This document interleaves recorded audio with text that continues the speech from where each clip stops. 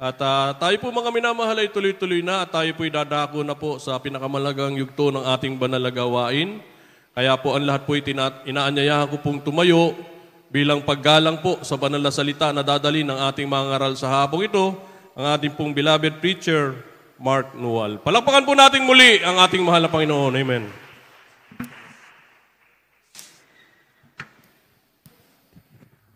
Praise the Lord.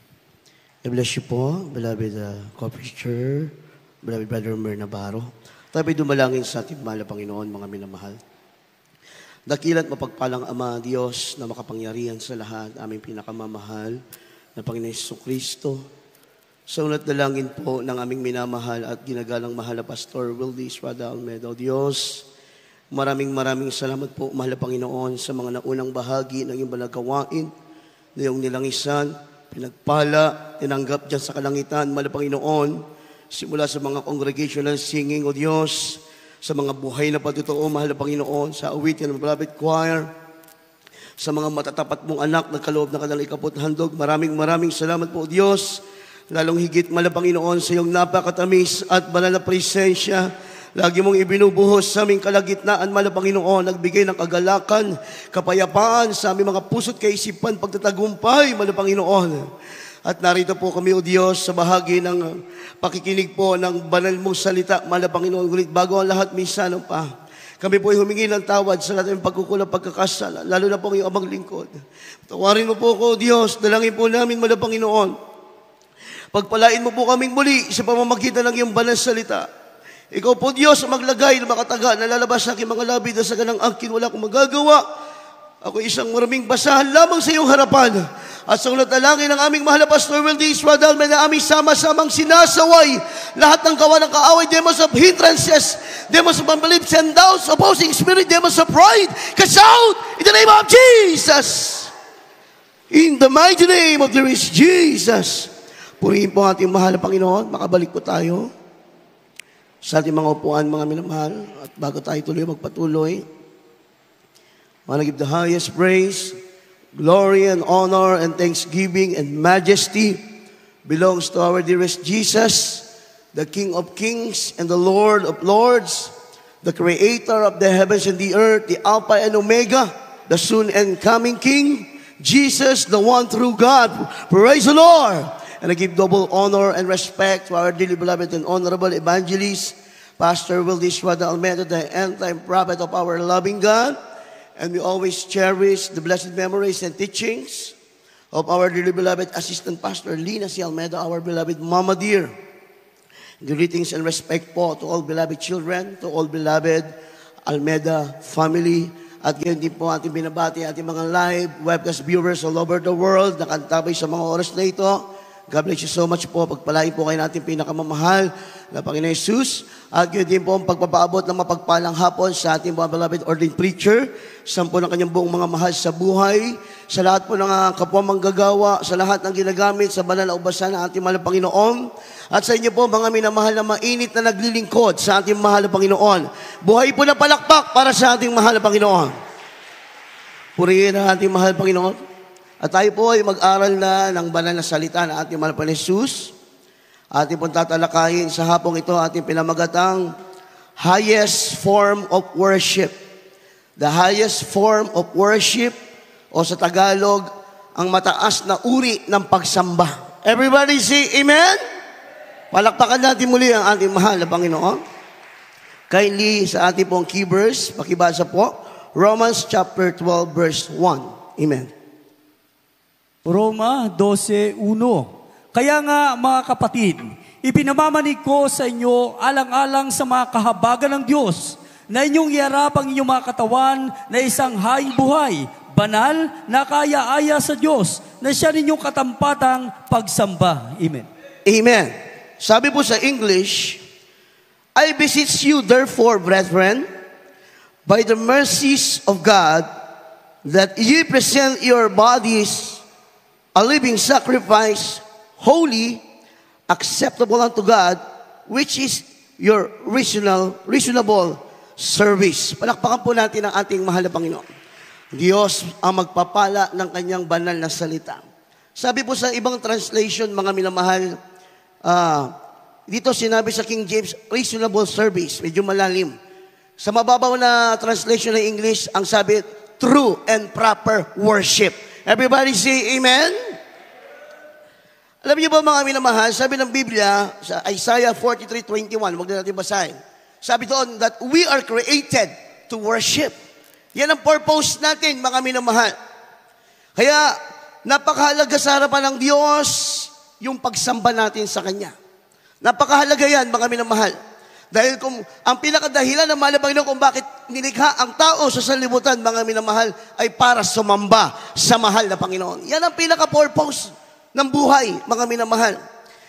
Kaya nga, alamin natin, mga minamahal, paano nalugod ang Diyos sa pagsamba? Ano yung kalugod-lugod na pagsamba sa harapan ng ating mahal na Panginoon? Pag sinabing pagsamba, usually papasok sa isip ng mga tao o ng mga Kristiyano, is about singing songs. Pagkanta ng mga worship song, pagpalakpak ng kamay, pagsambit ng mga pagpupuri sa Diyos. Pag sinabing worship, yan yung pinaka-basic na papasok sa isipan ng isang Kristiyano, mga minamahal. Pero kapag pinag-aralan natin ang Biblia, mga minamahal, hindi pa po yan yung tinatawag na highest form of worship sa harapan ng Diyos. But all of them are part of our worship. Everybody say amen.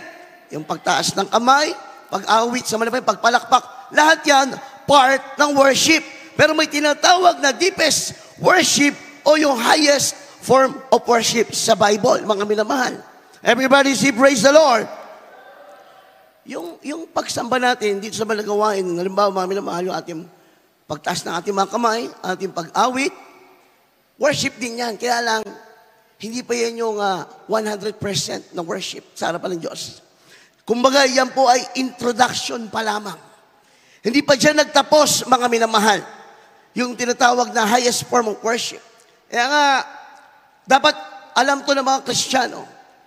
Dahil many Christian nowadays, mga minamahal, feeling nila kapag humawak sila ng mikropono at sila'y nakisabay sa pag-awit, nasamba na nila ng buo ang Diyos. May kulang pa. Hindi doon nagtapos, mga minamahal, ang pagsamba sa ating pong pinakamamahal na Panginoon. Bakit po, mga minamahal?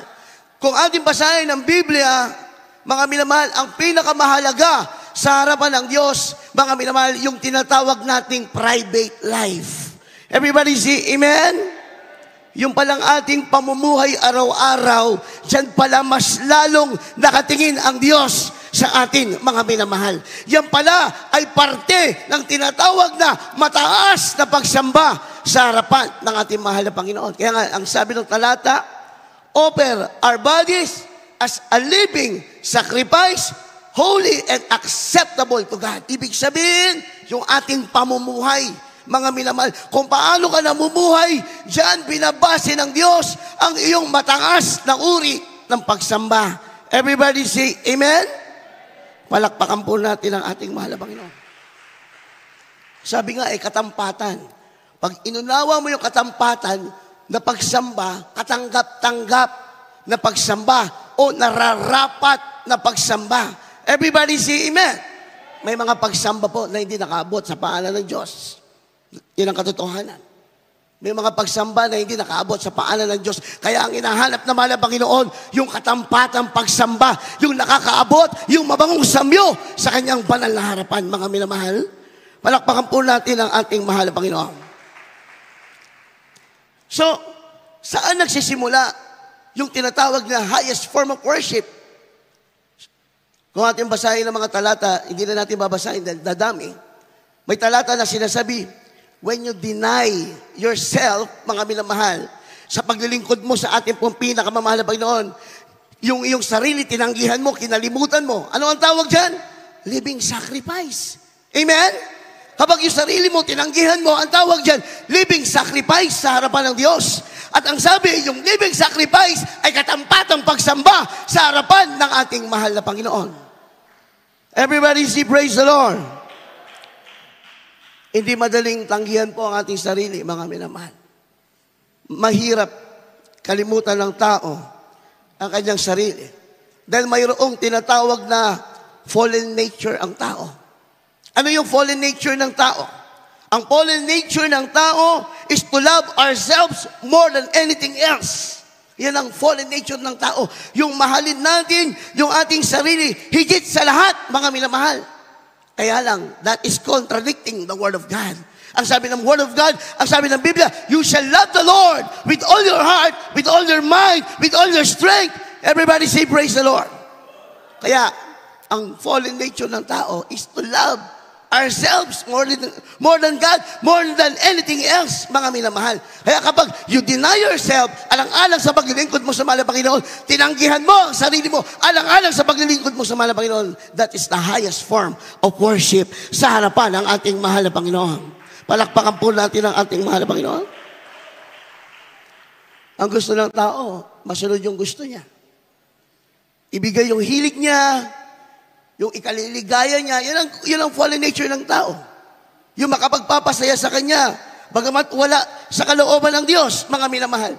Kaya nga, kapag you deny yourself, mga minamahal, sa alang-alang sa mahal na Panginoon, doon nalulugod ang Diyos sa iyo. Bakit?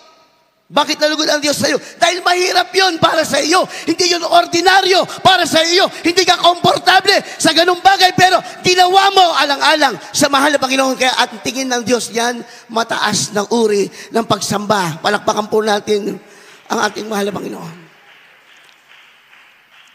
Alakip dyan, when you deny yourself, tuloy-tuloy na yan sa ating pamumuhay, mga minamahal. Papasok na dyan yung tinatawag na Christian living. At dyan din papasok how you overcome yung gawa ng kaaway sa ating buhay. When you overcome the works of the enemy sa ating buhay, when you overcome, mga minamahal, that is the highest form of worship. Everybody say amen. Tandaan natin, bakit natin nasasabi na highest form of worship? Anything na mahirap para sa atin, sinunod natin, nalugod ang Diyos. Everybody say praise the Lord. Ano yung mga ginagawa ng kaaway sa ating buhay? Diyan yung madalas tinutokso tayo ng kaaway. Mga minamahal, sandata ni Satanas yan, yung temptation. Ngayon, habang dumating yung pagkakataon na ikaw ay nasa panahon na tinutokso ka ng kaaway, may inaalok siya sa iyo na kasalanan, mga minamahal.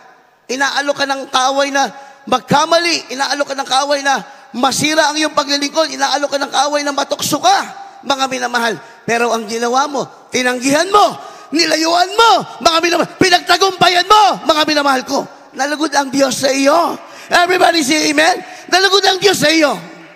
Bakit? Hindi lahat kayang tumanggi ng tukso. Mga minamahal, tandaan po natin, hindi lahat kayang tumanggi sa tukso. Pero, lahat kayang umawit ng worship song. Lahat ng Kristiyano pwedeng pumalakpak, pwedeng magtaas ng kamay, pero hindi lahat kayang tumanggi sa tukso. Kaya kapag isang Kristiyano, nilayan mo yung tukso, kahit matindi yung tukso, kahit nasa harapan mo na, tinanggihan mo, nilayuan mo, that's the highest form of worship sa harapan ng Diyos. Everybody say amen? Palakpakan po natin ang ating mahal na Panginoon.